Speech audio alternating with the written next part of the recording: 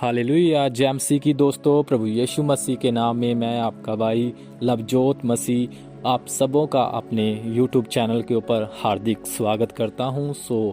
मेरे प्रियो, आज का जो हमारा शीर्षक है वो है शैतान के ऊपर है, जो इस धरती के लोगों को भरमाने वाला है, जो इस धरती के लोगों के ऊपर इतने ज़्यादा प्रभाव डालता है कि वो परमेश्वर तक पहुंच ना सके। हालेलुया।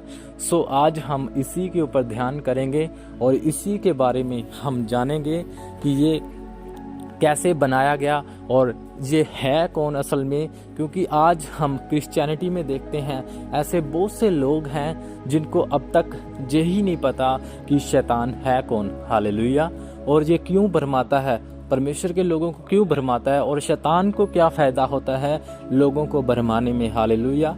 हाल ही में ही मुझसे ये एक क्वेश्चन पूछा गया, मैंने प्रभु के अनुग्रह से उन सबों को ये जवाब दिया है।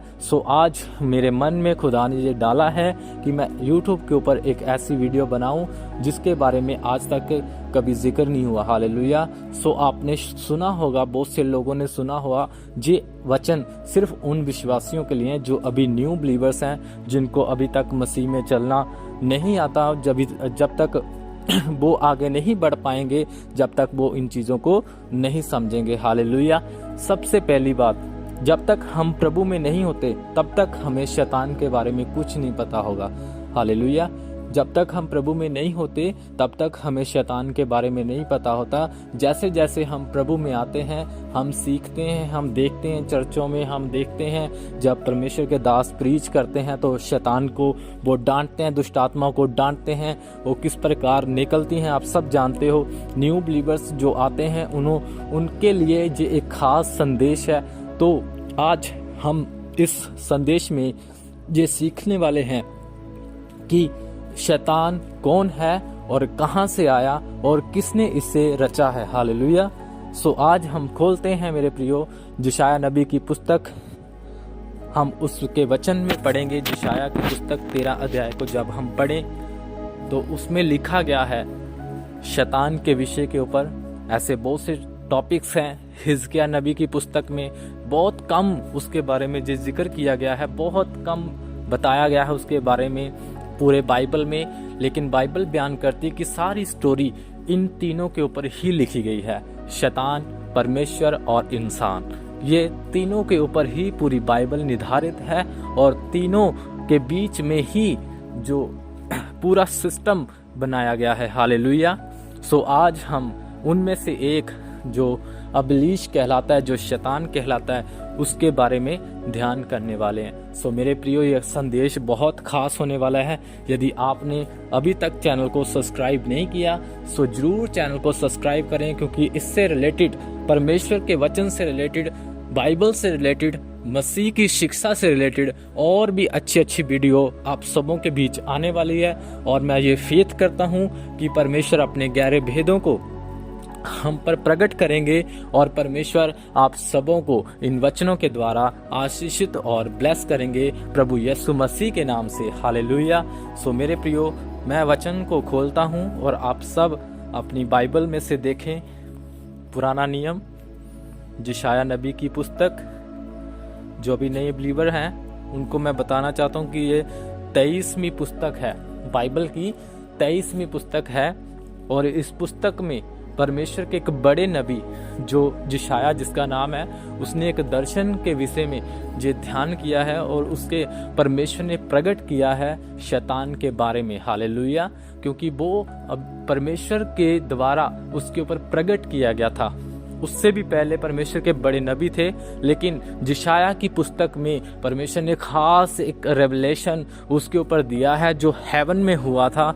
उसके प्रति परमेश्वर यशायाह को दिखा रहा है किस प्रकार से हेवन दे विच, स्वर्ग दे विच युद्ध छिड़िया, किस प्रकार वो जो शैतान कहलाता है भरमाया गया और किस प्रकार उसने बहुत से दूतों को धरती पर भरमाया, किस प्रकार उसने लोगों को भरमाना शुरू किया। हालेलुया। आज हम इसी वचन के ऊपर ध्यान करेंगे। बहुत जबरदस्त वचन होने वाला है। मेरे प्रियो, जरूर इस वचन को ध्यान से अपनी लाइफ में लागू करें। हालेलुया।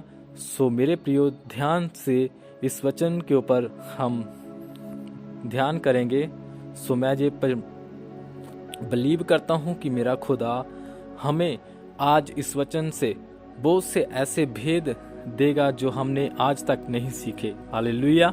सो बने रहें, चलते हैं वचन की ओर।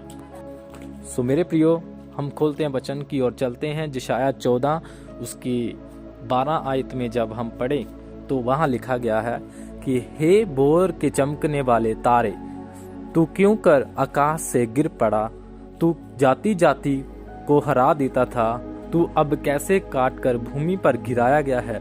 तूने मन में कहता था कि मैं स्वर्ग पर चढ़ूंगा, अब मैं अपना सिंहासन ईश्वर के तारागण से अधिक ऊंचा करूंगा और उत्तर दिशा की छोर पर सभा के पर्वत पर विराजूंगा।